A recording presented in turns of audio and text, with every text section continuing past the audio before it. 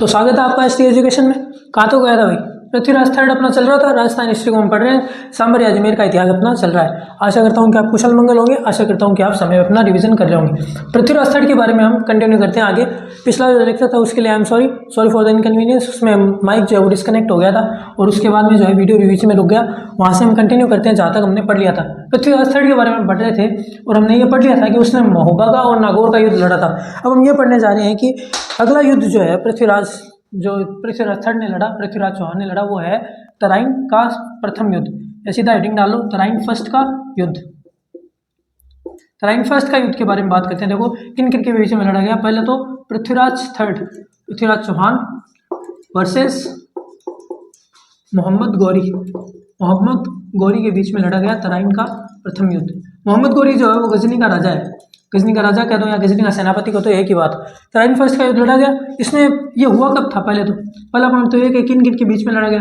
दूसरा ये हुआ कब था? 1191 ईस्वी के अंदर, 1191 ईस्वी में लड़ा गया था। तीसरा इसमें विजय किसकी हुई? इसमें जीतता है पृथ्वीराज चौहान या फिर पृथ्वीराज थर्ड। पृथ्वीराज थर्ड की इसमें क्या हुई? विजय हुई। ठीक है। बाद में मैंने आपको बताया था विग्रहराज चतुर्थ के बारे में हम जब पढ़ रहे थे तो मैंने आपको बताया था कि दिल्ली पे उसने अधिकार कर लिया था, दिल्ली पर विजय प्राप्त कर ली थी विग्रहराज चतुर्थ ने। और अब दिल्ली के जो तोमर थे ना वो सामंत बन गए। किसके? चौहानों के सामंत बन गए। और मैंने आपको ये भी बताया था कि सामंतों का काम होता था कि वो एक तो टैक्स देंगे। तोमर अगर मान लो चौहानों के सामंत है तो तोमर एक तो चौहानों को टैक्स देंगे और दूसरा तोमर जब चौहानों की लड़ाई होगी ना किसी से तो उनकी तरफ से लड़ने भी जाएंगे, यानी उनके अधीन रहकर क्या कर रहे हैं? तोमर शासन कर रहे हैं। दिल्ली की तरफ से इस युद्ध में जो लड़ने आया था पृथ्वीराज थर्ड के लिए वो उस इंसान का नाम है गोविंदराज तोमर। गोविंदराज तोमर ये दिल्ली से आया था, दिल्ली का राजा था, मतलब ऐसे मान लो आप दिल्ली का राजा था ये गोविंदराज तोमर। और इसमें क्या रोल है कि मोहम्मद गौरी को घायल करने वाला व्यक्ति जो है वो है गोविंदराज तोमर। मोहम्मद गौरी को इसने घायल कर दिया और मोहम्मद गौरी को लेकर कहाँ पे आ गया? पृथ्वीराज थर्ड के दरबार में। तो ये आपको जो 4 पॉइंट है वो लिख लेना है तराइन के प्रथम युद्ध के अंदर। सिंपल।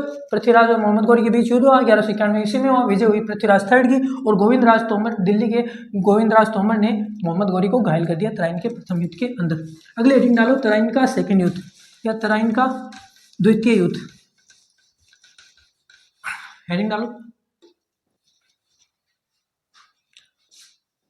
तराइन सेकंड युद्ध। फिर से वही तराइन सेकंड का युद्ध पृथ्वीराज थर्ड के बीच में और मोहम्मद गौरी के बीच में। पृथ्वीराज थर्ड और वर्सेस मोहम्मद गौरी। पहला पॉइंट तो ये है पृथ्वीराज थर्ड और मोहम्मद गौरी के बीच में। लड़ा कब गया? 1192 ईस्वी में। 1192 ईस्वी जब 1191 वाले तराइन के प्रथम युद्ध में जब पृथ्वीराज थर्ड को पृथ्वीराज चौहान को विजय प्राप्त हुई तो मोहम्मद गौरी को उसने मारा नहीं बल्कि उसने छोड़ दिया।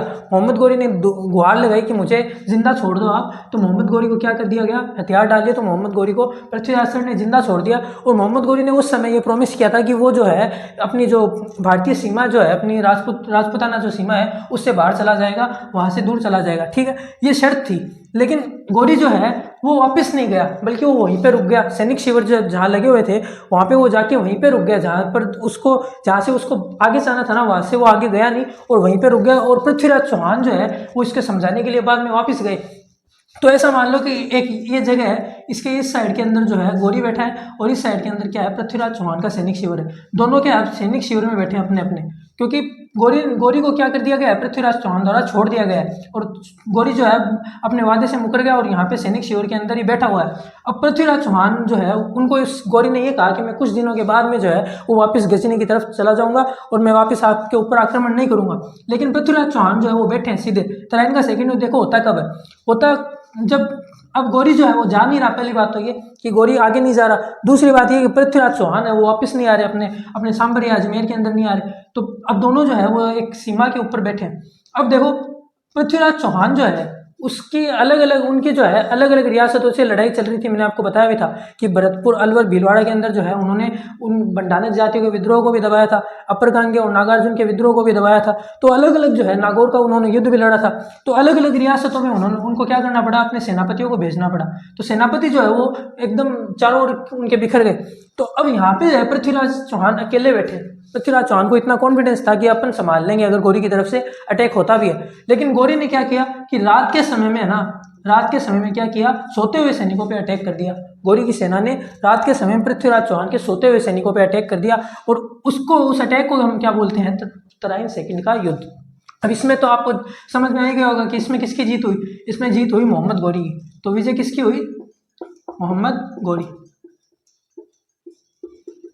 युद्ध तो क्या है, एक धोखा ही है एक तरह से। गौरी की तरफ से पृथ्वीराज थर्ड को क्या दे दिया गया, धोखा दे दिया, सोते हुए सेना के ऊपर अटैक करना वो युद्ध नहीं है बल्कि एक धोखा है। तो विजय विजय इस फिर हम कैसे लिखेंगे कि विजय तो भाई मोहम्मद गौरी की हुई, ऐसा लिखा जाता है।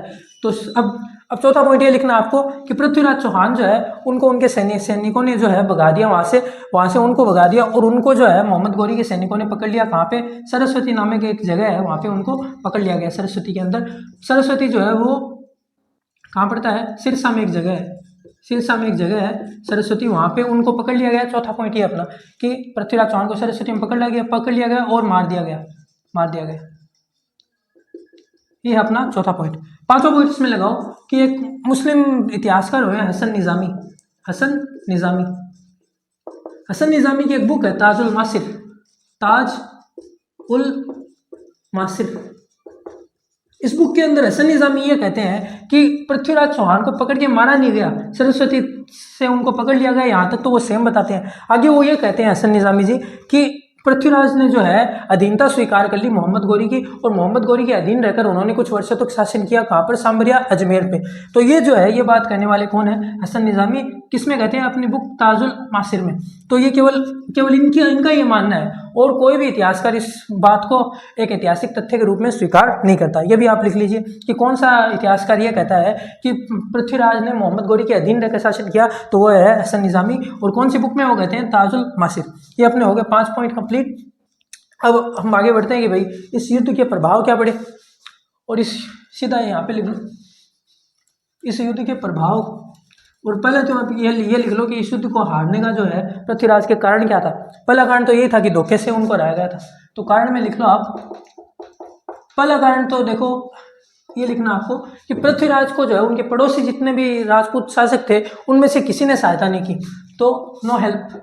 ये लिख लो आप सीधा, मतलब आसपास के जितने भी पड़ोसी शासक थे ना, उन्होंने पृथ्वीराज चौहान की सहायता नहीं की इस युद्ध में, तो बिना किसी सहायता के भाई राजा हारता ही है। दूसरा, उनके कोई भी जो है सेनापति जो है यहाँ पे नहीं थे।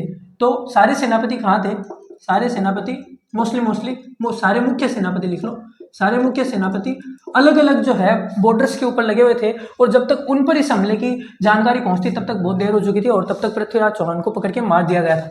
ठीक है। तीसरा पॉइंट इसमें आपको ये लिख लेना है कि गौरी ने जो है वो हल्के हथियारों का इस्तेमाल किया था। गौरी ने क्या किया था, हल्के हथियारों का इस्तेमाल किया था। और अपने राजपूत शासक जो है वो भारी हथियारों का इस्तेमाल करते थे और हल्के हथियार जो है वो युद्ध के अनुरूप होते हैं, ज़्यादा बेटर रहते हैं हल्के हथियार। ठीक है। चौथा इसमें आपको लिखना है कि गौरी ने हाथियों का इस्तेमाल नहीं करके गौरी ने घोड़ों का इस्तेमाल किया, और पृथ्वीराज चौहान ने हाथियों का इस्तेमाल किया था। पृथ्वीराज चौहान ने किसका इस्तेमाल किया था, हाथियों का। अब हाथी जो है वो अच्छा माना तो जाता है, वैसे राजपूतों के अंदर हाथियों को बेटर माना जाता था क्योंकि अपने यहाँ पे हाथी थे, घोड़े थे नहीं उतने। और गौरी जो है वो घोड़े लेके आया था। और घोड़ों और हाथियों के बीच में अगर आप युद्ध में बात करें ना, तो घोड़े जो है वो ज़्यादा तेज होते हैं, ज़्यादा कारगर होते हैं, ज़्यादा अनुरूप होते हैं किसके, युद्ध के। इसलिए ये भी एक रीज़न है पृथ्वीराज चौहान के हार का। ये तो हो गए 4 पॉइंट कि इस युद्ध में पृथ्वीराज के हार के कारण क्या थे। अब ये लिखो आपकी अगला पॉइंट लगा के 7वां पॉइंट कि इस युद्ध के प्रभाव क्या पड़े भारत के ऊपर। भारत के जो आने वाले जो फ्यूचर है, भारत का भविष्य, उस पर प्रभाव इस युद्ध के क्या पड़े, युद्ध के प्रभाव में देखो आप पहला पॉइंट तो ये लिखो कि दिल्ली के ऊपर जो है पृथ्वीराज चौहान को, मैंने आपको बताया था शासन था, चौहानों का शासन था। दिल्ली के ऊपर जब अब अधिकार किसका होगा, गौरी का। और इसके बाद में कोई भी राजपूत शासक जो है वो कभी भी दिल्ली के ऊपर अधिकार नहीं कर पाया। तो नो राजपूत शासक, आप सीधा ऐसे लिख लो, कोई भी राजपूत शासक इसके बाद, कोई भी राजपूत शासक दिल्ली पर अधिकार नहीं कर पाया। इस युद्ध के बाद दिल्ली पर अधिकार नहीं कर पाया। ठीक है, ये तो हो गया पहला पॉइंट। दूसरा, आपको इसके सांस्कृतिक अगर प्रभाव की बात करें हम कि भारतीय संस्कृति के ऊपर इसका क्या प्रभाव पड़ा, तो उनकी हम अगर बात करें तो कुछ पॉजिटिव उसके आपको मिलेंगे कि कुछ पॉजिटिव प्रभाव, कुछ क्या है नेगेटिव प्रभाव भी उसके हैं। सबसे पहले बात करते हैं कि पॉजिटिव प्रभाव क्या पड़े। पॉजिटिव प्रभाव ये पड़े कि भारत में एक नई सभ्यता का उदय हुआ, इंडो इस्लामिक सभ्यता जिसको हम बोलते हैं। क्या हुआ, एक तो इंडो इस्लामिक सभ्यता का उदय हुआ। दूसरा, सूफी और भक्ति आंदोलनों की शुरुआत हुई। सूफी व भक्ति आंदोलनों की क्या हुई, शुरुआत हुई। ठीक है, 2 पॉइंट क्या हुए पॉजिटिव में, एक तो इंडो इस्लामिक सभ्यता का विकास हुआ, दूसरा सूफी व भक्ति आंदोलनों की शुरुआत हुई। तीसरे में आप लिखो कि नेगेटिव इंपैक्ट्स क्या पड़े। नेगेटिव इंपैक्ट्स में आप लिखो कि तुर्कों ने मंदिरों और मठों को तोड़ा। मंदिरों और मठों को तोड़ा किन्होंने, तुर्कों ने। उससे क्या हुआ, संस्कृति का पतन हुआ। पहला तो ये कि अपनी संस्कृति जो है उसका पतन हुआ मंदिरों और मठों को तोड़ने की वजह से। दूसरा, मठ समझ गए ना, बौद्ध धर्म को मानने वाले जो है वो मठ का निर्माण करते हैं, और हिंदू धर्म को मानने वाले क्या बनाते हैं, मंदिर। तो इस मठों को तोड़ने की वजह से क्या हुआ कि 1200 ईस्वी के बाद में जो है, 1200 ईस्वी के बाद में बौद्ध धर्म का जो है वो पतन हुआ, पूरी तरह से पतन हो गया। और आज के समय में भी अगर आप देखें तो अपने इंडिया के अंदर जो है बहुत कुछ गिने चुने हुए बचे हुए हैं। तो ये क्या है, इस युद्ध के प्रभाव के कारण ही है। ठीक है, तो नेगेटिव इंपैक्ट में 2 पॉइंट ये आ गए। और तीसरा जो है इसमें आपको लिखना है कि तुर्कों ने जो है वो लाइब्रेरीज को तोड़ा, यानी विद्या के केंद्रों को तोड़ा, जिससे विद्या का पतन हुआ। ये आप तीसरे पॉइंट में नेगेटिव पॉइंट्स में इसको लिख सकते हैं। तो ये हो गया हमारे युद्ध के प्रभाव। तो ये हो गया अपना तराइन सेकंड का युद्ध कंप्लीट। आगे हम पढ़ते हैं कि भाई हमारा जो पृथ्वीराज चौहान है उसके सांस्कृतिक उपलब्धियों की बात करते हैं। पृथ्वीराज चौहान की सांस्कृतिक उपलब्धि, हेडिंग डालो, सांस्कृतिक उपलब्धियां।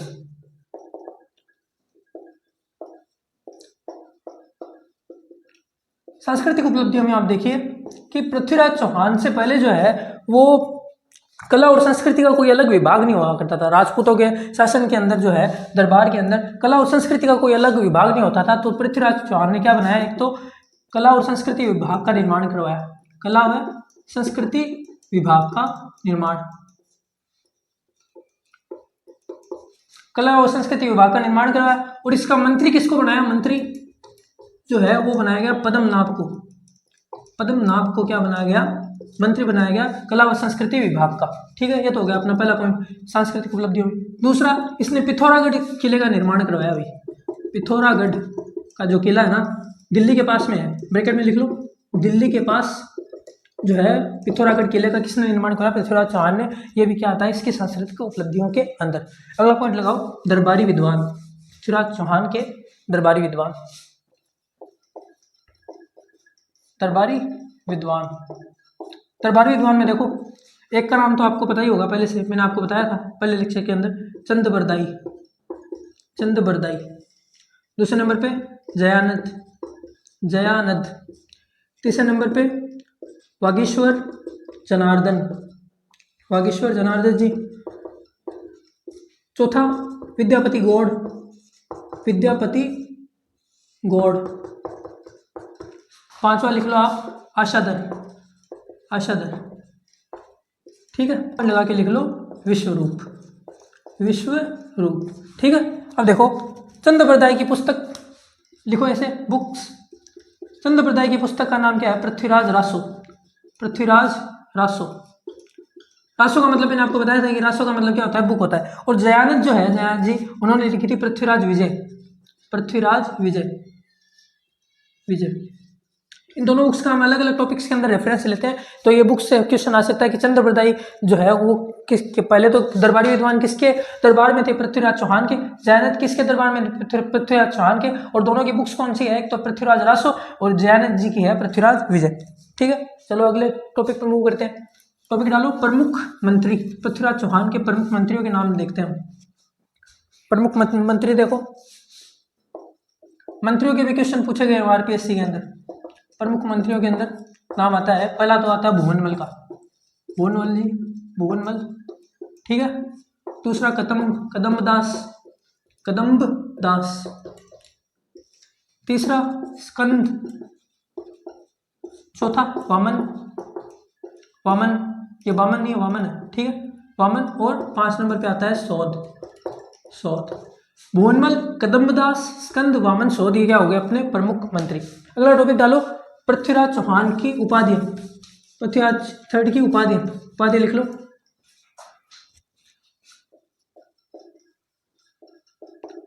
उपाधि में देखो पहला नाम तो है राय पिथौरा, राय पिथौरा। और दूसरा नाम आता है दल पुंगल, दल पुंगल। ये क्या हो गई पृथ्वीराज चौहान की उपाधियां। तो ये हो गया अपना पृथ्वीराज चौहान का टॉपिक कंप्लीट। चलो आगे मूव करते हैं अगले राजा पे। अगले राजा का नाम लिखो गोविंदराज। गोविंदराज।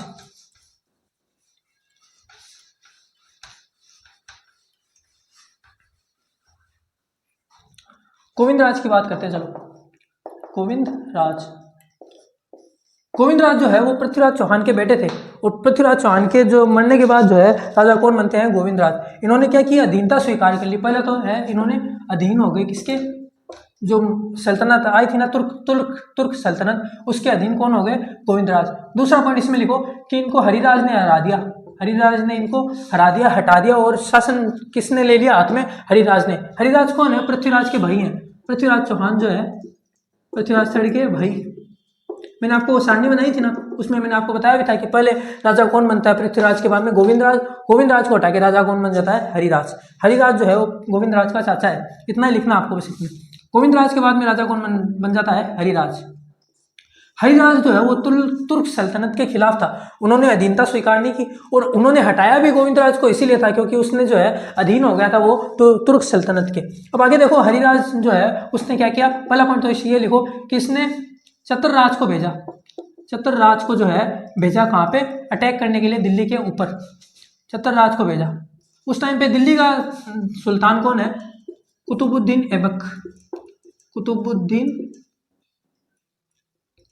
ऐबक जो है उस पर अटैक करने भेजा। किसको? चतुरराज को।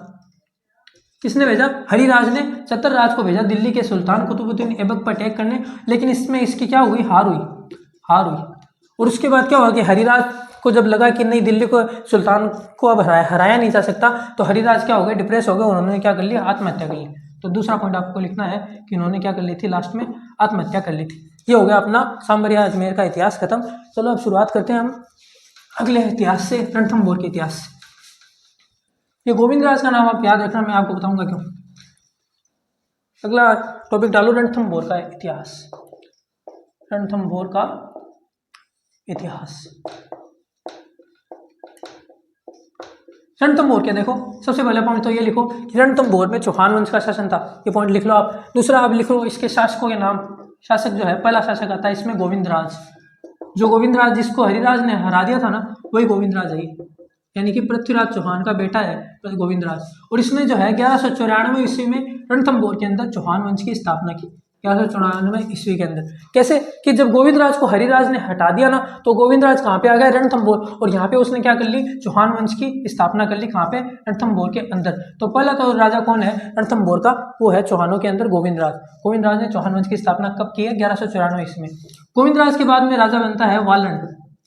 वालहड़ याद आया है? वालहड़ ये जो है दूसरा राजा है। गोविंदराज के बाद में ये राजा बनते हैं, बस इतना ध्यान रखना इनके बारे में। तीसरा, इनके बाद में राजा कौन बन जाता है? प्रहलादन। प्रहलादन। पहले कौन बना? गोविंदराज, फिर वालन, फिर वालन के बाद में प्रहलादन। इन तीनों के बस आपको नाम याद रखने। गोविंदराज के बारे में बस ये याद रख लेना कि 1194 ईस्वी में इन्होंने चौहान वंश की स्थापना की थी। कहाँ पे? रणथंभौर के अंदर। चौथा पॉइंट लिखो, प्रहलादन के बाद में राजा बनने वाले जो शासक है उनका नाम है वीर नारायण। वीर नारायण। वीर नारायण के बारे में पढ़ते हैं थोड़ा। देखो, वीर नारायण जो है उनके समय में जो दिल्ली का सुल्तान है, पहले पॉइंट सीधा ये लिखो, दिल्ली का सुल्तान कौन है? इल्तुतमिश है। इल्तुतमिश। इल्तुतमिश ने क्या किया?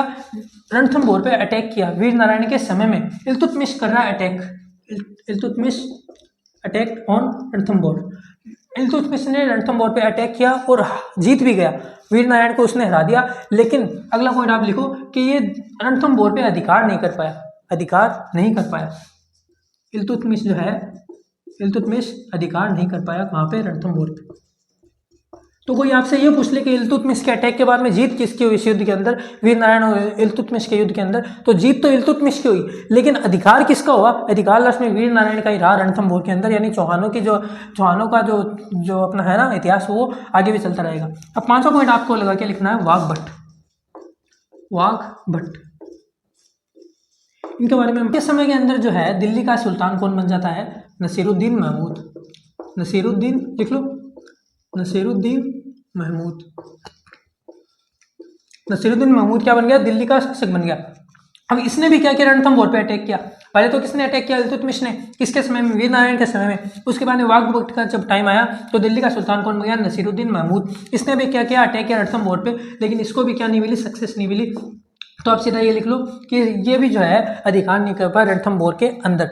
पहले तो ये सारा राजा जो नाम है ना रणथंभौर वाले, उनका आपको नाम याद रखने पहले तो। सबसे पहले गोविंदराज, फिर वालन, फिर प्रहलादन, फिर वीर नारायण, फिर वाघभट। इन 5, ये तो हो गए 5 राजा अपने। वाघभट के बाद में जो राजा बनते हैं 6 नंबर पे, उनका नाम है जत्र सिंह। जत्र सिंह ये कितने राजा हैं, कितने नंबर के राजा हैं? 6 नंबर के राजा। कौन किसके बाद में बनते हो? वाघभट के बाद में। इनके बारे में पहला पॉइंट लिखो कि इन्होंने 32 वर्षों तक शासन किया। 32 वर्षों तक क्या किया? शासन किया। लड़ाई लड़ाई हुई होंगी भाई इनके बारे में, लेकिन उनसे क्वेश्चन कभी नहीं पूछे जाते। प्लेन एंड सिंपल, बस इतना याद रखना है कि 32 वर्षों तक इन्होंने क्या किया? शासन किया रणथंभौर के ऊपर। और दूसरा पॉइंट आपको लिखना है कि इन्होंने अपने शासनकाल में जीवित रहते हुए ही शासनकाल के अंदर हमीर को शासक बना दिया। अपना बेटा जो है इनका पुत्र हमीर, उसको क्या बना दिया? शासक बना दिया, शासक घोषित कर दिया, और खुद क्या ले लिया? संन्यास ले लिया। और इसके बाद में जो अगला राजा बनता है रणथंभौर का, उनका नाम है हमीर। हमीर के बारे में हम पढ़ेंगे नेक्स्ट लेक्चर में। थैंक्स फॉर वॉचिंग, मिलते हैं अगले लेक्चर में।